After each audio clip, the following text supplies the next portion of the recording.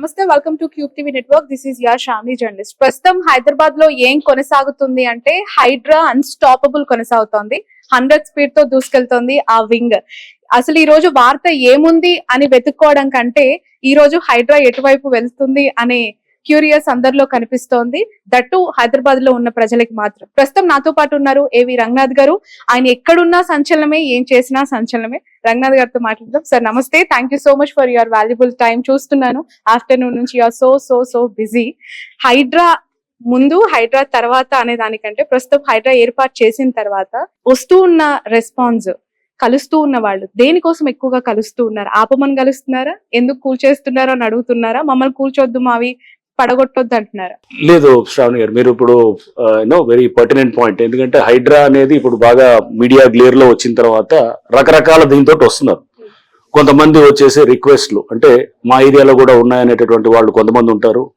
కొంతమంది వాళ్ళకి ఆందోళనలు ఉండేవాళ్ళు ఉంటారు. కొంతమందికి ఏంటంటే భయం ఉండేవాళ్ళు ఉంటారు, మాదేమన్నా ఈ ఏరియాలో వస్తుందా అనేటటువంటిది. సో మేము చాలా స్పష్టంగా వాళ్ళకి మా ప్రయారిటీస్ అన్నింటినీ కూడా చెప్తూ, ఒక్కొక్కళ్ళు వచ్చే పర్పస్ డిఫరెంట్ గా ఉంటుండొచ్చు, బట్ బయలా చాలా మంది వచ్చేసి రిక్వెస్ట్లతో వస్తున్నారు. అంటే మా ఏరియాలో కూడా మా చెరువులు కబ్జా అయినాయి, లేదా మా దగ్గర పార్కులు కబ్జా అయినాయి, లేదా మా దగ్గర ఇట్లా ఓపెన్ స్పేసెస్ గ్రౌండ్స్ ఇట్లా కబ్జా అయినాయి అని చెప్పేసి దాంతో వచ్చేటటువంటి చాలా మంది ఉన్నారు. దీంట్లో మేము ప్రయారిటైజ్ చేసేది చెరువులు అనే దాన్ని ప్రయారిటైజ్ చేస్తున్నాము. దాంట్లో కూడా FTL లో ఉండేటటువంటి దాన్ని ఇంకా ప్రయారిటైజ్ చేస్తాం అనమాట. సో అది మనకి ఎందుకంటే ఇది 50-60 ఏళ్ల నుంచి, దాదాపు మోర్ దెన్ 40-50 years నుంచి జరుగుతున్నటువంటి ఈ విధ్వంసం ఏదైతే ఉందో, ఈ ఎంక్రోచ్మెంట్స్ కానీ, ఈ వాటర్ బాడీస్ ఆక్యుపై చేయటం కానీ, ఇదంతా అనేది ఇది బహుశా చాలా ఏళ్ళు చేయాల్సి వస్తుంది. ఒక 5 ఏళ్ళు 10 ఏళ్ళు దీని మీద కన్సిస్టెంట్ గా పనిచేస్తేనే కొంతవరకు మనం వాటిని జరిగినటువంటి తప్పిదాలని కొంతవరకు న్యూట్రలైజ్ చేయగలుగుతాము. సో దీనికోసం అని చెప్పి ఇప్పుడే వీఆర్ ఫ్లడెడ్ విత్ కంప్లైంట్స్, చాలా వేల కంప్లైంట్స్ వస్తున్నాయి. సో అన్నిటినీ హ్యాండిల్ చేస్తామని నేను అన్ను కానీ, బట్ డెఫినెట్గా కొన్ని ప్రయారిటైజ్ చేసుకుంటాం. దాంట్లో ప్రయారిటైజ్ చేసే దాంట్లో కూడా ఈ విధంగా మనకి FTL ఉండేటటువంటి దాంట్లో, చెరువుల్లో FTL దాంట్లో కూడా మళ్ళీ ఏంటంటే ఎప్పుడో వచ్చిన బస్తీల్లో లేదా ఎప్పుడో కట్టినటువంటి ఫ్లాట్స్ను వాటిల్ని కూడా మేము ప్రయారిటైజ్ చేయం. సో వచ్చే రిక్వెస్ట్లు ఏంటంటే వాళ్ళు భయపడుతుంటారు. కొంతమంది ఫ్లాట్స్ వస్తున్నారు, సార్ మాది ఉంది, FTL లో ఉంది అంటున్నారు, మాది ఏమన్నా ఇది ఉంటుందా అనేది. లేదా కొంతమంది రెసిడెన్స్ వస్తారు, బస్తీలు ఉంటాయి, లేదా సార్ మాది ఈ షాప్ నాలా మీద ఉందని అంటున్నారు. ఇట్లా ఎవరి భయాలు వాళ్ళే ఉంటున్నాయి. సో వీఆర్ ఆ నివృత్తి చేయటము, వాళ్ళకి చెప్పటము. ఒకవేళ గనక అది ఉందంటే గనక, అసలు ఈ మధ్య చూశాను సౌత్ జోన్ నుంచి ఒక 60 మంది వచ్చారు. అంతా కూడా అక్కడి నుంచి వస్తే వాళ్ళందరూ కూడా ఏదో అపార్ట్మెంట్స్ కొనుక్కోవాలనే దానికోసం మేము పవర్ పాయింట్ ప్రెజెంటేషన్ చూపించాం అనమాట. ఎక్కడ FTL ఉంది, ఎక్కడ బఫర్ ఉంది, వాళ్ళ చెరువు ఆ ఏరియాలో ఉన్నటువంటి దాంట్లో అంటే వాళ్ళంతా కూడా వచ్చి చూసి వెళ్ళారు అనమాట. సార్ ఎగ్జాక్ట్లీ ఇప్పుడు మీ దగ్గరకు 60 మంది వస్తే మీరు ఎక్స్ప్లెయిన్ చేశారు. అదే రాష్ట్రం మొత్తం లేదంటే హైదరాబాద్ వాసులకి ముందుగానే అలాంటి ప్రెజెంటేషన్ ఒకటి హైడ్రా రిలీజ్ చేస్తుంటే బాగుండేదేమో అనే అభిప్రాయం చాలా మంది నుంచి వ్యక్తమవుతుంది. ఆ ప్రయత్నం ఎందుకు చేయలేదు? అది 100% చేయాలి. అది ఎందుకంటే ఇప్పుడు దానికోసం కూడా ఇప్పుడు ఆల్రెడీ ఉన్నది, మేము చేయాల్సిన అవసరం లేదు. మీరు వెబ్సైట్కి వెళ్ళి HMDA లేక్స్ అని దానికి వెళ్ళాను అనుకోండి, లేక్స్ ఆల్రెడీ దాంట్లో వెబ్సైట్ లో పబ్లిక్ డొమైన్ లో ఉన్నాయి.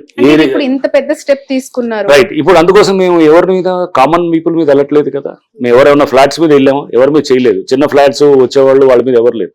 అప్కమింగ్ స్ట్రక్చర్స్ ఏదైతే కనుక FTL లో బఫర్ లో అప్కమింగ్ స్ట్రక్చర్స్ కొత్తగా కడుతున్నారో దాన్ని ఇప్పుడు ఆపలేదు అనుకోండి, ముందు ఇంకా ఇట్లానే కొనసాగుతుంటుంది అనమాట. ఇప్పుడు 60% లేకపోతే ఇంకా ఎక్కువ 70-80% ఎంక్రోచ్ అయినటువంటిది బహుశా ఇంకా ఒక 100%కి ఇంకో 5-10 ఏళ్లలో అయిపోతుంది. సో అందుకోసం అప్కమింగ్ స్ట్రక్చర్స్ మీద పోతున్నాను తప్పు. కానీ అందరికీ చెప్పటం అనే దానికి ఆల్రెడీ HMDA వెబ్సైట్ ఉంది. బట్ మేము కూడా దాన్ని చేయాలనే దాంతో ఉన్నాం. త్వరలో ఏంటంటే ఒక గూగుల్ ఎర్త్ లో, అంటే మీరు ఈజీగా పబ్లిక్ అర్థమయ్యే భాషలో వాళ్ళు అక్కడ వాళ్ళు ఎక్కడైనా కొనాలనుకున్నారు అనుకోండి, అది చెరువులో ఉందా లేకపోతే బఫర్ లో ఉందా, ఎక్కడ ఉందనే దాన్ని తెలుసుకోవడానికి కూడా ఈజీగా అర్థమయ్యేటట్టు ఒక యాప్ లాంటిదో, వాళ్ళు ఆ ప్లేస్ లో నుంచొని మేము ఇక్కడ FTL లో ఉన్నాము, బఫర్ లో ఉన్నాము అని అంటే కనుక తెలిసిపోతున్నట్టు అలా చేయాలనేది కూడా ఉంది. దాని మీద జరుగుతుంది కూడా, ఆల్రెడీ కసరత్తు కూడా జరుగుతుంది. రైట్ సార్, ఇప్పుడు హైడ్రా ఒక్కసారిగా వార్తల్లోకి వచ్చిన తర్వాత FTL అంటే ఏంటి, బఫర్ జోన్ అంటే ఏంటి, వాల్టా చట్టం ఏంటి, లేదంటే గ్రీన్ జోన్ ఏంటి, ఇవన్నీ కూడా తెలుసుకునే ప్రయత్నం చేస్తున్నారు. At the same time question చేస్తున్నారు కూడా ట్విట్టర్ లో, లేదంటే ఫేస్బుక్ లో, లేదంటే ఎవరైనా లీడర్ మాట్లాడితే ఆ పర్టికులర్ వీడియో కింద కమెంట్ చేస్తున్నారు. చాలా హుస్సేన్ సాగర్ చుట్టూ బ్యూటిఫికేషన్ పేరుతో కనుమరుగైపోయిన గ్రీనరీ అంతా కూడా ఇప్పుడు థ్రిల్ సిటీ అవ్వచ్చు, ఈత్ స్ట్రీట్ అవ్వచ్చు, లేదంటే కొత్తగా ఏర్పాటు చేసిన సెక్రటేరియట్, మనము కూర్చొని మాట్లాడుతున్న బుద్ధ భవన్ కూడా బఫర్ జోన్ లో ఉంది కదా అని, దీనికి ఏం చెప్తారు సార్? దీంట్లో చాలా మీరు సెగ్రిగేట్ చేయాలి. ఇప్పుడు మనం కూర్చున్న బుద్ధ భవన్ కానీ లేకపోతే ఇక్కడ ఉన్నటువంటి జిహెచ్ఎంసీ కానీ లేకపోతే ఇంకేదైనా పబ్లిక్ ఆఫీసెస్ కూడా ఇవన్నీ కూడా ఏది బఫర్ జోన్ లో ఉన్నాయి లేకపోతే నాలా మీద ఉన్నాయి అనేటటువంటిది కూడా వస్తుంది. మీరు పబ్లిక్ ఫెసిలిటీస్ ఒకలాగా చూడాలి. ఇది సపోజ్ నా ఇండివిజువల్ నేను ఒక కమర్షియల్ కాంప్లెక్స్ కట్టాను, కమర్షియల్ కాంప్లెక్స్ కట్టిన అది బఫర్ జోన్ లో లేదా FTL లో ఉందనుకోండి, దాన్ని డిఫరెంట్ గా చూడాలి. ఈ రెండు ఒకటే కాదనమాట. సో ఇది పబ్లిక్ యూటిలిటీ, ఇది కట్టింది ఇప్పుడు కాదు, 50 ఏళ్ళలో 70 ఏళ్ళలో ఎంత అయింది. బహుశా ఇక్కడ జిహెచ్ఎంసీ ఆఫీస్ కట్టి 50 ఏళ్ళు పైన అయ్యి ఉండొచ్చు, ఇది కూడా కట్టించి నాకు తెలిసి 40-50 ఏళ్ళు అయ్యి ఉండొచ్చాము. అంటే ఎప్పుడో కట్టిన వాటిల్ని మనం తీసుకొచ్చి జస్ట్ ఏదో ఆర్గ్యుమెంట్ సేక్ కోసం మనం ఆర్గ్యూ చేయాలంటే కనుక చేయొచ్చు, కానీ but there is a difference. ఇది ఒక పబ్లిక్ యూటిలిటీ కోసం కట్టింది, పబ్లిక్ పర్పస్ కోసం, ఇది పబ్లిక్ బిల్డింగ్. ఇది ఒక ప్రైవేట్ వాడు ఆక్రమించుకొని చెరువుల్లో గనక నా సొంత కన్వెన్షన్ హాల్లో లేకపోతే నా సొంత కమర్షియల్ కాంప్లెక్స్, నా సొంత ఏదో నేను ఒక రిసార్ట్ పెట్టుకునే దానికి ఒక ఏది అందరికి సంబంధించిన ఒక గవర్నమెంట్ ఫెసిలిటీ ఉండేదానికి చాలా తేడా ఉంటుంది. బట్ దాన్ని మనం అది ఇప్పుడు కట్టిందా లేకపోతే ఎప్పుడు కట్టిందా అనేది, అంటే ఒకటి సొంత పర్పస్ కోసం చేసేదాన్ని, పబ్లిక్ యూటిలిటీ కోసం చేసేది, పబ్లిక్ పర్పస్ కోసం చేసేదాన్ని రెండింటిని డిఫరెన్షియేట్ చేయాలన్నమాట. అధికారులది తప్పనట్లేదు, వెళ్ళి స్ట్రక్చర్ ని కూల్చేస్తూ ఉన్నారు. తప్పు ఎవరు చేసినట్లు, శిక్ష ఎవరికి వేస్తున్నట్లు అనే ప్రశ్నకి మీ సమాధానం? లేదు, చాలా కరెక్ట్ అండి. ఇప్పుడు ఎందుకంటే దీంట్లో అధికారులని ఇప్పుడు మేము బాధ్యుల్ని చేస్తూ కూడా ఆల్రెడీ ఈ రోజే మేము తయారు చేసాం రిపోర్ట్స్ కూడా. ఆ కన్సర్న్ పోలీస్ స్టేషన్స్ లో కూడా ఫైల్ చేస్తున్నాం. ఫైల్ చేసి అధికారులను కూడా ప్రాసిక్యూట్ చేయడానికి చేస్తున్నాం. రేపు హైడ్రా పోలీస్ స్టేషన్ వచ్చిన తర్వాత మేమే ఆటోమేటిక్ గా ప్రాసిక్యూట్ చేస్తాం. సో చేసిన అధికారులని వదిలే పరిస్థితి ఉండదు. ఎందుకంటే ఇప్పుడు దొంగ సర్వే నెంబర్లు వేసి ఈ ఇరిగేషన్ NOC ఇవ్వకున్నా కానీ కూడా, అది చెరువులో ఉన్నా కానీ కూడా దానికి పర్మిషన్స్ ఇచ్చి చేస్తే కనుక అధికారి డెఫినెట్ గా అతను తప్పిదాన్ని మనం 100% గా దాన్ని ప్రాసిక్యూట్ చేసేటువంటి తప్పిదం కింద తీసుకుంటాం అనమాట. సో మనము అది ఆఫీసర్స్ లేకపోతే సంబంధించిన కన్సర్న్ ఎవరైతే గనక ఇట్లా ఆథరైజ్ చేశారో వాళ్ళని 100% అది చేస్తాము. దాంతోపాటు మీరు అన్నట్టు ఏంటంటే ఇప్పుడు కొన్ని ఉంటాయి, ఏది చాలా మంది లేఅవుట్ ఎప్పుడో వేసి ఉంటారు, వేసి ఎప్పుడో వాళ్ళు 50 ఏళ్ల క్రితం లేఅవుట్ వేశారు, వేస్తే చెరువులో వచ్చిన తర్వాత ఎప్పుడో కట్టిన దాన్ని మేము ఇప్పుడు దాని మీద ఏం పోవట్లేదు కదా. అప్పుడు ఆ టైంలో ఇచ్చారంటే అప్పుడు కూడా ఉన్నది. FTL అనేది ఇప్పుడు కొత్తగా వచ్చింది, నోటిఫికేషన్ ఇప్పుడు అయిందేమో కానీ FTL అనేది చెరువు నుంచి మొదటి నుంచి కూడా ఉంటుందన్నమాట. మీరు మెమోరీస్ ఆఫ్ లేక్స్ అని ఉంటాయి, మెమోరీస్ ఆఫ్ లేక్స్కి వెళ్తే కనుక మీకు ఉస్మాన్ సాగర్ 1920లో పెట్టినప్పుడు మోక్షగుండ విశ్వేశ్వరయ్య గారు హైదరాబాద్ ఫ్లడ్ మేనేజ్మెంట్ కోసము, డ్రింకింగ్ వాటర్ పర్పస్ కోసం 1920లో కట్టినటువంటిది అది. అప్పటి నుంచి FTL కాన్సెప్ట్ ఉంది. బట్ నోటిఫై చేసింది సబ్సిక్వెంట్గా అయ్యిండొచ్చు, కానీ నోటిఫికేషన్ అనేది పబ్లిక్ డొమైన్లో పెట్టడం. బట్ FTL అనేది అప్పుడు మనకు చూస్తే ఉంటాయి, ఏది పోల్స్ లెక్క పెట్టి స్తంభాలు లెక్క, అది మన కడీలు లెక్క పెడతారు, పెట్టి మీకు అది దట్ ఈస్ అది కూడా నోటిఫికేషనే. ఆ చుట్టుపక్కల అందరికీ తెలుసు ఇది ఎక్కడ FTL ఎక్కడ ఉంటుంది, ఎక్కడ దాకా రావచ్చు, ఎక్కడ దాకా కట్టవచ్చు అనేది కూడా. బట్ ఇది పబ్లిక్ డొమైన్లో పెట్టేదానికి నోటిఫికేషన్ ఉంటుంది. పాత వాటిల్కి లేఅవుట్స్ ఇచ్చారు, వాటిల మీద పోవాలనేది అలా కాదు. మనం దీన్ని చాలా క్లియర్గా సెగ్రిగేట్ చేస్తాం. సెగ్రిగేట్ చేసినప్పుడు ఎవరైతే గనక ఇప్పుడు మీరు చూసారు, మేము చేసిన అన్ని కూడా మీరు ఒకసారి చూస్తే అర్థమవుతుంది. ఏం చేసాము, అప్కమింగ్ స్ట్రక్చర్స్ని డిమాలిష్ చేసాం. ఏది చందానగర్లో కానీ లేకపోతే నిజాంపేటలో కానీ, లేకపోతే గనక చింతల చెరువులో గనక మీరు చూస్తే గనక చిన్న చిన్న షెడ్స్ లాగా వేసి వెనకాల బ్యాక్గ్రౌండ్లో ఒక లీడర్ ఉండి అతను వీళ్ళని ముందు పెట్టి చేసిన దాన్ని డిమాలిష్ చేసాం, FTL లో వచ్చిన వాటిని.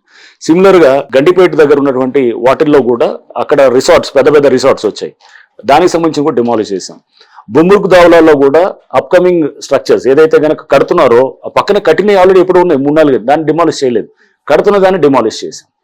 సో మీకు చూస్తే అట్లానే ఎన్ కన్వెన్షన్ ని డిమాలిష్ చేయడానికి కూడా ఎందుకు కారణం, అది ఆ కన్వెన్షన్ దానికి పర్మిషన్స్ లేకుండా FTL లో ఉంది. సో FTL లో ఉందా లేదా ఇదంతా అనేది డిస్కషన్ పేపర్స్ మీద ఉండొచ్చేమో, కానీ అక్కడికి వెళ్ళి చూస్తే ఎవరికైనా కానీ ఒక నేకెడ్ ఐకి మనకు అర్థమైపోతుంటుంది. ఆ నీళ్ళలో వచ్చి అలలో వచ్చి అక్కడ గోడకి ఏది రిటెన్షన్ వాళ్ళకి తగులుతున్నప్పుడు అది చెవుల్లో ఉందా లేదా అనేటువంటి గుడ్డని చెప్పగలుగుతాడు అనమాట. 2 సార్లు ఎక్స్ వేదికగా 1 అంగుళం గజం స్థలం కూడా నేను కబ్జా చేయలేదు, లేదంటే ఎంక్రోజ్ అవ్వలేదు, పక్కాగా పట్టా ల్యాండ్ తీసుకుని నేను అక్కడ కన్స్ట్రక్షన్ చేశానని చెప్పి నాగార్జున చెప్తున్నారు. మోరో స్టే కూడా రాలేదని మీరు అన్నారు, వచ్చిందని అక్కడ నుంచి వస్తుంది. ఏం జరిగింది అసలు? నోటీసులు ఇచ్చారా ఫస్ట్ ఆఫ్ ఆల్ మీరు ఎన్ కన్వెన్షన్? పట్టా ల్యాండ్ అనేది ఫస్ట్ ఒక దానికి మనకు క్లియర్గా ఉండాలి. పట్టా ల్యాండ్ అనేది మీరు చూస్తే గనక శిఖం పట్టాస్ అంటారు. అంటే దాన్ని శిఖం పట్టాలు అంటే ఏంటంటే చెరువు ఉంటుంది, చెరువులో శిఖం పట్టా అంటే గనక చెరువులో డెడ్ స్టోరేజ్ వచ్చినప్పుడు, అంటే డెడ్ స్టోరేజ్ అంటే ఏంటి, బేసిక్ కొంతవరకే ఉంటుంది వాటర్, మిగతాది వాటర్ ఉండదు. ఎప్పుడు వస్తుంది డెడ్ స్టోరేజ్ అనేది, ఖరీఫ్లో వర్షం వస్తుంటుంది, రబీకి వచ్చేటప్పటికి వాటర్ తగ్గిపోతుంది, తగ్గిపోయినప్పుడు అప్పుడు ఒక పంటను వేస్తారనమాట. దాన్ని ఏక్ ఫసలి అంటారనమాట. మన మామూలు పాతకాలంలో కూడా ఏక్ ఫసలి అనేది. సో అంటే షికంపేటలో వ్యవసాయం చేసుకోవడానికి ఇచ్చినటువంటిదే, అంటే అగ్రికల్చర్ పర్పస్ కి అక్కడ ఆ భూమి ఉంటుంది. సో పట్టాలంటే ఇప్పుడు మీకు ఉండొచ్చు ఒక చెరువులో, సపోజ్ మీకు సే ఒక చెరువు దగ్గర ఏదో చెరువు దగ్గర మీకు పట్టా ఉంది, మీరు పట్టాన్ని నాకు అమ్మొచ్చు, నేను కొనుక్కుంటా, నాకు రిజిస్టర్ అవుతుంది. రిజిస్టర్ అయిన తర్వాత నేను దేనికి వాడాలి, కేవలం ఇరిగేషన్ అంటే వ్యవసాయం వరకే వాడాలి, స్ట్రక్చర్స్ రేస్ చేయడానికి కాదు. దాంట్లో చేయకూడదని చాలా స్పష్టంగా ఉంటుంది అనమాట. సో నేను స్ట్రక్చర్స్ పట్టా ఉండొచ్చేమో కానీ బట్ స్ట్రక్చర్స్ లేవు కాబట్టి పర్మిషన్ ఇవ్వలేదు జిహెచ్ఎంసీ. మరి 15 ఏళ్ళ నుంచి ఎందుకు పర్మిషన్ రాలేదంటే దానికి చెప్పాలి కదా ఆన్సర్. సో 15 ఏళ్ళ నుంచి ఎందుకు పర్మిషన్ రాలేదు, బీఆర్ఎస్లో ఎందుకు కాలేదు, బిల్డింగ్ రెగ్యులేషన్ అనే దానికి కూడా ఆన్సర్ ఉండాలి కదా. సో అది పట్టా ఉండొచ్చేమో కానీ but it is not meant for raising structures. పెళ్లిళ్ళు ఈ రోజు ఒకటి రేపు ఒకటి ఉన్నాయి, ఆ పెళ్లిళ్ళు చేసుకోవాల్సిన వాళ్ళు వచ్చి అక్కడ చాలా గోల చేశారు అనేది నిజంగానే. ఆ ఇంటీరియర్స్ కావచ్చు, ఏసీస్, లైట్స్, అక్కడ ఉన్న కొన్ని గూడ్స్ లైక్ సోఫా సెట్స్ అవన్నీ కూడా వాళ్ళకి ఆ ఓనర్ అనే వరకు అథారిటీ ఉంటుంది, కొనుక్కొని అందులో పెట్టుకుంటారు. నోటీస్ ఇవ్వటం వల్ల ముందస్తుగా అవి వాళ్ళు క్లియర్ చేసే అవకాశం ఉండేది కదా. సో పూర్తిగా అక్కడ నోటీస్ ఇచ్చామండి, నోటీస్ ఇవ్వలేదని ఎందుకు అనుకుంటున్నారు, నోటీస్ ఇచ్చాము, we have followed the due process. వాళ్ళు ఆ డ్యూ ప్రాసెస్ మేమంతా ఫాలో అవుతూనే వాళ్ళకి మధ్యాహ్నం కల్లా స్టే తెచ్చుకోగలిగారు. సో మీరు ప్రాసెస్ ఫాలో అవుతూనే చేస్తాం. సి కొంతమంది ఒకళ్ళిద్దరికి ఇబ్బంది అయి ఉండొచ్చు, వాళ్ళకి మ్యారేజెస్ ఇబ్బంది అయిందంటే కనుక మీకు బెంథమ్స్ థియరీ ఆఫ్ యూటిలిటేరియన్ ప్రిన్సిపల్ అని ఒకటి ఉంటుంది. బెంథమ్స్ యూటిలిటేరియన్ ప్రిన్సిపల్ ఏంటంటే maximum good for maximum people అనమాట. అంటే ఎక్కువ మందికి మంచి చేసేది అది కావాలన్నమాట. ఒకళ్ళిద్దరు నష్టపోతారని చెప్పేసి 99% మంచి చేసేదాన్ని ఆపరన్నమాట. సో ఒకళ్ళిద్దరు అనే దానికి డెఫినెట్ గా వాళ్ళకి దానివల్ల నష్టం అయిండొచ్చేవో కానీ నేను కాదనలేను, వాళ్ళ మ్యారేజ్ పెట్టుకునే దానికి డిస్టర్బ్ అయిండొచ్చు. బట్ దానివల్ల ఓవరాల్ గా మీకు సమాజం మీద వచ్చినటువంటి ఇంపాక్ట్ కూడా మనం చూడాలన్నమాట. ఏదైనా డిపార్ట్మెంట్ సంచలనాల డిపార్ట్మెంట్ మీకు వస్తుందా, లేదంటే మీ చేతిలోకి వచ్చినాక ఆ డిపార్ట్మెంట్ సంచలనం అవుతుందా? నాకు ముందు నుంచి కూడా ఒక క్యూరియస్, రంగనాథ్ గారు ఏది చేసినా ఒక సంచలనం. చివరికి ఈ రోజు మీ ఇంటి దగ్గర సెక్యూరిటీ పెడితే కూడా అది ఒక వార్త అయిపోయింది స్టేట్ వైడ్ గా కూడా. మెడికో ప్రీతి ఇష్యూ, అమృత ప్రణయ్ ఇష్యూ అవ్వచ్చు, లేదంటే ట్రాఫిక్ ఇష్యూ, కార్స్ కి బ్లూ ప్రింట్ కి సంబంధించి అప్పుడు చాలా సెన్సేషనలిజం అయింది. ఇప్పుడు హైడ్రా కూడా అదే కోలోకి వచ్చేసింది. అంటే సెన్సేషన్ ఎందుకైతే నాకు తెలియదు కానీ బట్ నేను ఒక స్టెప్ 2-3 స్టెప్పులు ముందుకు వెళ్తాను. సపోజ్ మీరు ఒక గాంజాది నల్గొండలో ఉన్నప్పుడు గాంజాది పట్టుకున్నాం అనుకోండి, అక్కడతో ఆపేది ఉండదు అనమాట.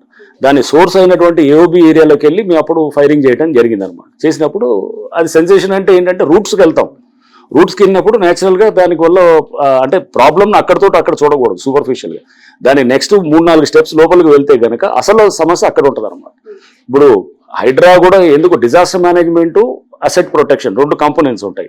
డిజాస్టర్ మేనేజ్మెంట్, డిజాస్టర్ రెస్పాన్స్ అనేది ఓకే, మామూలుగా మీరు ఇంతకుముందు టిపికల్గా వర్షం పడితే కనుక పారలు పలువులు పట్టుకొని రోడ్డు మీద మ్యాన్ హోల్స్ పక్కన చేసేది. నేను ట్రాఫిక్లో 5 ఏళ్ళు ఉన్నాను, నేను డీసీపీగా చేశాను అండ్ సిటీ ట్రాఫిక్ చీఫ్గా చేశాను. సో నాకు తెలుసు ట్రాఫిక్ సమస్యలు ఎలా ఉంటాయనేది కూడా ఈ వర్షం వచ్చినప్పుడు.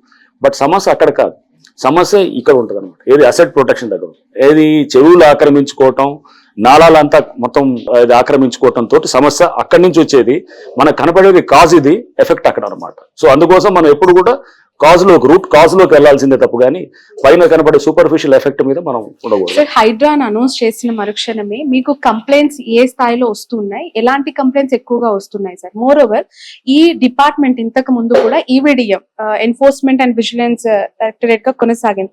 అందులో వచ్చిన ఫిర్యాదులు కూడా మీరు కన్సిడరేషన్ చేసి వాటిపైన చర్యలు తీసుకోవడం జరుగుతుందా? ఉంటుంది. కంప్లైంట్స్ అనేసి ఎట్లా ఉంటుందంటే మనము కంప్లైంట్స్ అనేది మనం ఒకసారి వర్క్ తోటి ట్రస్ట్ బిల్డ్ చేసామనుకోండి, పబ్లిక్ కూడా నమ్మకంతో వస్తారు, వచ్చి చెప్తారు. బట్ ఎక్కువ కంప్లైంట్స్ వచ్చినప్పుడు కూడా ఫ్లడెడ్ విత్ కంప్లైంట్స్ కూడా మనం అన్ని హ్యాండిల్ చేయలేకపోతే కూడా కష్టం అవుతుంది. సో ఇప్పుడు అందుకోసం ఆర్గనైజేషన్ ని గ్రో అవుతుంది. సో మీరు త్వరలో గవర్నమెంట్ నుంచి కూడా మాకు పెద్ద ఎత్తున కూడా సిబ్బంది కూడా ఇస్తున్నారు. అదంతా కూడా బహుశా ఇట్ టేక్స్ అబౌట్ నేను అనుకోవటం ఒక 15 రోజులు 1 month అంతా అవుతుంది. అయ్యేటప్పటికి ఇంకా మాకు మోర్ నెంబర్ ఆఫ్ టీమ్స్ రావటం, more number of complaints handle చేసే మెకానిజం వస్తున్నప్పుడు ఇది ఉంటుంది. బట్ కంప్లైంట్స్ ఆటోమేటిక్ గా ఐ టేక్ ఇట్ యాజ్ ఒక మీకు అంటే ఫర్ ఇన్స్టెన్స్ వరంగల్ వెళ్ళాను నేను, వరంగల్ పోలీస్ కమిషనర్కి వెళ్ళినప్పుడు ఫస్ట్ వెళ్తే ఎవరు లేడు, అసలు ఒకళ్ళిద్దరు కూడా రావట్లేదు.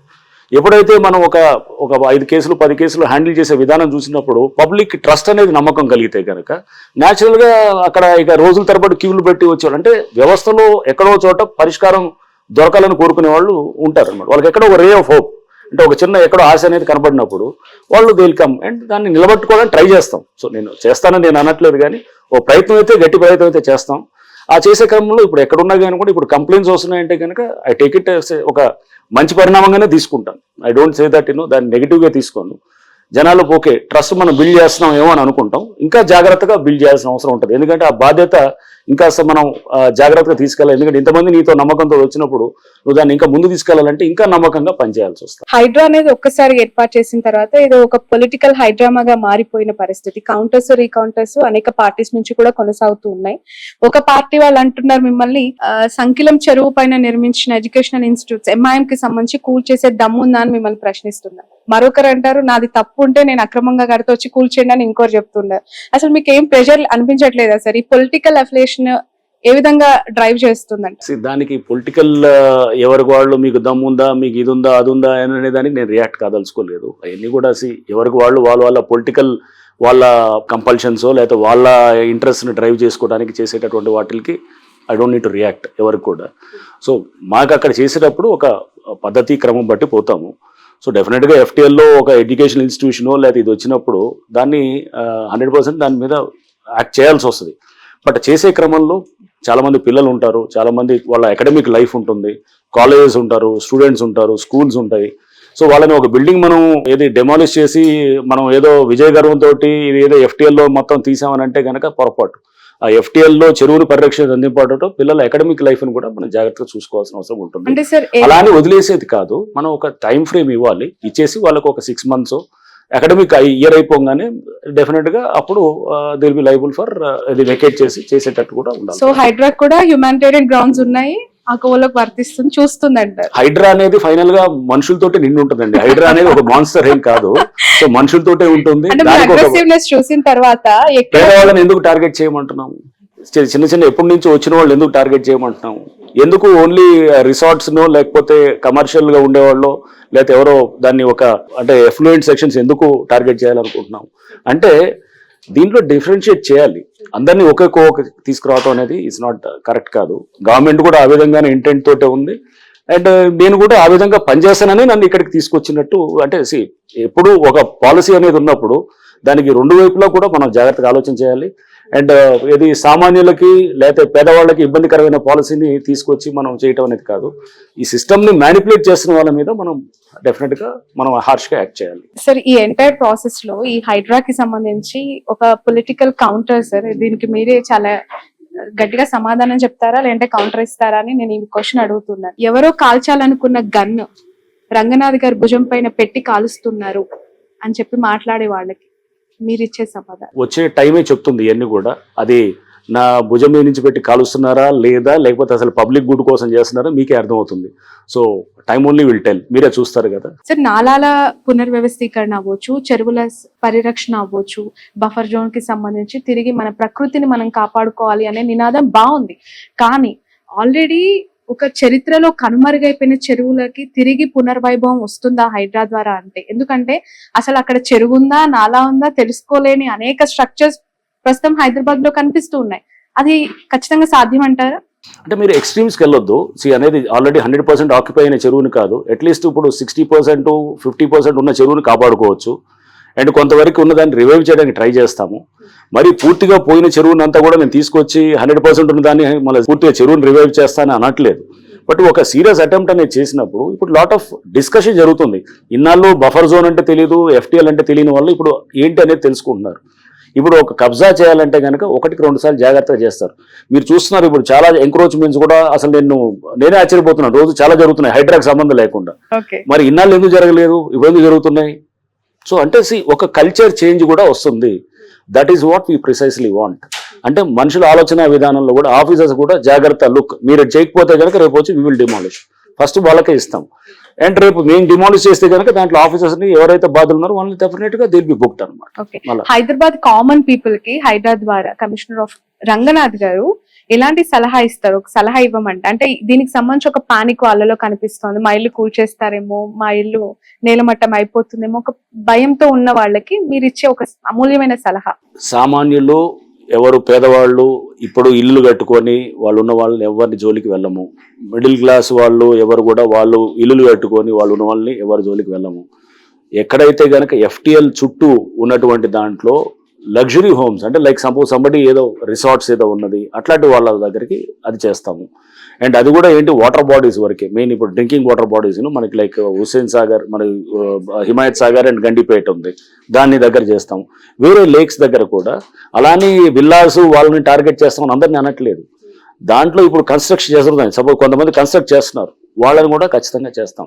ఎవరో నేను విల్లా కొనుక్కుంటున్నాను, చెరువు దగ్గర కొన్నాను, ఆల్రెడీ కొన్నాను, నేను విల్లాలో ఉన్నాను, అరే జస్ట్ బికాజ్ నేను విల్లా ఇది కొంచెం ఇది మంచి నేను కాస్త హైయర్ లెవెల్లో ఉన్నాను కాబట్టి నాది కూలగొడతారంటే అలా కూడా ఉండదు. సో దాంట్లో మనం వెళ్ళేటప్పుడు మీకు ఈ ఫార్ములేట్ చేసినప్పుడు ఏది మేము వెళ్తామంటే ఫస్ట్ ఇదండి, అంటే బేసికల్గా ఒక కమర్షియల్స్ లేకపోతే వాళ్ళ అంటే అతని ఉండడానికి కాకుండా అతను ప్లెజర్ కోసం వాడేదాన్ని ముందు టార్గెట్ చేస్తాను, లేదా అతని కంఫర్ట్ కోసం కమర్షియల్ ఇప్పుడు ఒక ఏది కన్వెన్షన్ హాల్, లేదా అతను ఒక కమర్షియల్ కాంప్లెక్స్, లేదా ఒక రిసార్ట్, లేదా ఒక సమ్ గేమింగ్ విలేజో ఇట్లాంటి వాటిలన్నింటినీ కూడా డెఫినెట్ గా it comes with in the purview of, అంటే ఫస్ట్ ఫోకస్ చేసి నెక్స్ట్ స్టెప్ బై స్టెప్ తీసుకెళ్తూ అండ్ నాలాస్ లో కూడా నాలాస్ పక్కన బఫర్లు ఉంటాయి, బఫర్లు దాని మీద కన్నా ముందు నాలాని బ్లాక్ చేసేది, నాలాని రివైవ్ చేయాలన్నమాట, మూసేసిన నాలాన్ని తెరిపించాలి.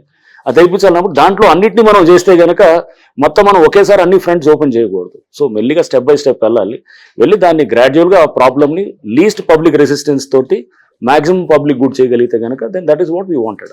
Right sir, Janwada farm houses కి సంబంధించి చాలా పెద్ద ఎత్తున చర్చ జరుగుతోంది. What is your stand on that? ఏం గుర్తించారు, అక్కడ ఏం జరిగింది అనుకుంటున్నారు? జన్వాడ ఫార్మ్ హౌస్ అనే దాని గురించి చూస్తే కనుక అది మోర్ ఆఫ్ 111 జీవోలో ఉన్నటువంటి ఇదిగా మేము చూస్తున్నాము. సో 111 జీవో అనేది మా స్కోప్ లో లేదు. నెంబర్ 1, మీరు ఎంటర్ అవ్వరా అక్కడికి? 111 జీవోలో మేము ఎంటర్ అవ్వం, మేము రాము. 111 జీవోలో అంటే చాలా ఉన్నాయి, హండ్రెడ్స్ ఆఫ్ వేల స్ట్రక్చర్స్ ఉన్నాయి, ఇది ఒకటే ప్రత్యేకంగా ఎందుకు వెళ్తాం? నాలా ఉంది అనుకోండి, for example near to the lake అని చెప్పి కూడా FTL బఫర్ లో ఖచ్చితంగా చేసేవాళ్ళు, అది లేదు, అది 111 జీవోలో ఉంది. బట్ రేపు అక్కడ 111 జీవోలో చాలా స్ట్రక్చర్స్ రిమూవ్ చేస్తున్నప్పుడు దాంట్లో జన్వాడ ఫార్మ్ హౌస్ ఉంది, హైడ్రాన్ హెల్ప్ అడిగితే ఖచ్చితంగా చేస్తాం. సపోజ్ అక్కడ 100 స్ట్రక్చర్స్ తీస్తున్నాం, మొత్తం ఏరియాలు అంతా కూడా తీస్తున్నప్పుడు దాంట్లో దిస్ ఈజ్ ఆల్సో వన్ అంటే నేను హెల్ప్ చేస్తాం, డెఫినెట్ చేస్తాం. బట్ ఇండివిజువల్గా ఒకళ్ళని మనం పొలిటికల్గా చేసేది అట్లా ఆలోచన హైడ్రా చేయదు. అండ్ ఆ విధంగా దాన్ని మీరు అంటున్నారు కదా ఇందాక ఏదో భుజం మీద పెట్టి కాల్చేదానికి హైడ్రా అనే దానికి అది ఆ ఇన్స్టిట్యూషన్ కానే కాదు. ఓకే, ఎక్కువగా వినిపిస్తుంది లైక్ పల్లా రాజేశ్వర్ గారు, మల్లారెడ్డి గారి కాలేజెస్ కి సంబంధించి కావచ్చు, లేదంటే ఇతర ప్రతిపక్ష పార్టీలకు సంబంధించిన నేతలవే ఎక్కువగా టార్గెట్ అయినట్టు కనిపిస్తుంది. హైడ్రా నిష్పక్షపాతంగా పనిచేయట్లేదు అనే ఆరోపణ. మీకు ఇన్నాళ్ళు నేను రిలీజ్ చేశాము ఎవరెవరు డిమాలిష్ చేశామనేది. దాంట్లో టీఆర్ఎస్ వాళ్ళు ఎంతమంది ఉన్నారు చూస్తే ఒకళ్ళు ఉండొచ్చు, బహుశా భాస్కర్ రావు గారిది ఎవరిదో ఉన్నట్టుంది. ఆయన కూడా is not a core politician కాదు. సో టీఆర్ఎస్ వాళ్ళు ఎవరు లేరు, అంటే మీరు అన్నట్టు బీఆర్ఎస్ వాళ్ళది చేశారనేది. సో అది ఫస్ట్ ఆఫ్ ఆల్ అప్రహెన్షన్, ఆరోపణలు, అది నేను అప్రహెన్షన్ రియాక్ట్ కాకూడదు. సో ఇది నెంబర్ 2 ఇస్ కొంతమంది ఎంఐఎం వాళ్ళది ఎస్ వి డిమాలిష్, అండ్ దాంట్లో బీజేపీ వాళ్ళు కూడా ఉన్నారు, కాంగ్రెస్ వాళ్ళు కూడా ఉన్నారు, కాంగ్రెస్ వాళ్ళే కూడా చేసినప్పుడు న్యాచురల్గా అన్ని పార్టీలు ఉన్నప్పుడు ఇక మరి ఈ ఆరోపణ ఎందుకు వస్తుంది? ఇది అన్ని పొలిటికల్గా ఎక్కడో అలిగేషన్ చేసేదానికి రేపు అందుకో ఎన్ని వర్క్ తోటి మనకు చూపించేటటువంటి ఉంటాయి. వెళ్ళే కొద్దీ మీరు నెక్స్ట్ 1 month 2 months 3 months మీరు చూసినప్పుడు దాంట్లో అప్పుడు ఎక్కువ టీఆర్ఎస్ వాళ్ళే డిమాలిష్ అయినాయా లేదా ఎవరు డిమాలిష్ అయినాయి, అసలు పార్టీలకు సంబంధించిన డిమాలిష్ అవుతున్నారా, ఇవన్నీ కూడా నాకు అర్థం అవుతాయి. ఫైనల్ గా ఒక క్వశ్చన్ సార్, హైడ్రాక్ అసలు చట్టబద్ధత అనేది లేదు, కేబినెట్ లో అప్రూవల్ లేదు, దీనికి ఒక చట్టం అనేది కాదు, ఇది జస్ట్ ఒక జివో తీసుకొని వచ్చేస్తున్నారు, అక్కడ నోటీస్ వచ్చేసింది కట్టేశారని చెప్పి కూల్ చేస్తున్నారు. అథెంటికేషన్ ఏంటి అసలు? కోర్టు కూడా ఒకవేళ మిమ్మల్ని ప్రశ్నిస్తే మీ సమాధానం ఎలా ఉండొచ్చు?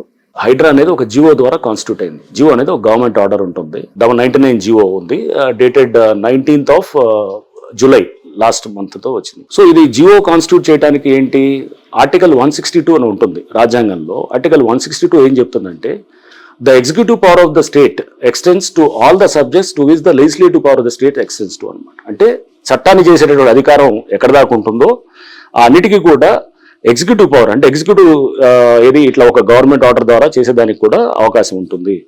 అండ్ దీనికి గవర్నమెంట్ ఆర్డర్ ద్వారా, ఎగ్జిక్యూటివ్ రిజల్యూషన్ ద్వారా, అంటే ఎగ్జిక్యూటివ్ ఆర్డర్ ద్వారా చాలా సంస్థలు ఫ్లోట్ అయినాయి ఇంతకుముందు. ఇక్కడ మన దగ్గర చూస్తే విజిలెన్స్ ఎన్ఫోర్స్మెంట్ డిపార్ట్మెంట్ ఉండొచ్చు, ఏసీబీ ఉండొచ్చు, లేకపోతే కేంద్రంలో చూస్తే ప్లానింగ్ కమిషన్, ఒకప్పుడు మొత్తం ప్లానింగ్ కమిషన్ ఉండొచ్చు, లా కమిషన్ ఉండొచ్చు, ఇవన్నీ ఎన్నో కమిషన్స్ కూడా ఎగ్జిక్యూటివ్ ఆర్డర్ ద్వారా ఫామ్ అయినాయి అనమాట. సో అందుకోసము దీనికి ఓన్లీ చట్టం చేస్తేనే ఇది అనేది కాదు, బట్ డెఫినెట్గా దీనికి కొన్ని ఎక్కడెక్కడైతే కొన్ని చిన్న చిన్న లూప్ హోల్స్ ఉన్నాయో దానికి కూడా చట్టబద్ధత తీసుకురావడానికి ప్రభుత్వం కంప్లీట్ ఇది ఒక ఇండిపెండెంట్ బాడీ అంటారా సార్? ఇండిపెండెంట్ డిపార్ట్మెంట్ ఎవరు దీని వెనక ఎవరు ఇండిపెండెంట్ డిపార్ట్మెంట్. దీనికి బడ్జెటింగ్ సెపరేట్ చేశారు. దీనికి గవర్నింగ్ కౌన్సిల్ కి చైర్మన్ సీఎం గారు ఉంటారు. దీని మినిస్టర్స్ కూడా దాంట్లో మెంబర్స్ ఉన్నారు. అండ్ దానికి కమిషనర్ గా నేను ఉన్నాను. సో ఇవన్నీ దీనికి ఒక జియో ద్వారా వచ్చిందనేది చట్టం పరిధిలో రాదు అనంటే పొరపాటు. అది GO is also legally valid ఇదనమాట. ఒక అంటే లీగల్ గా ఫార్ములేట్ అయినటువంటిది అనమాట. రైట్ విస్తరించడానికి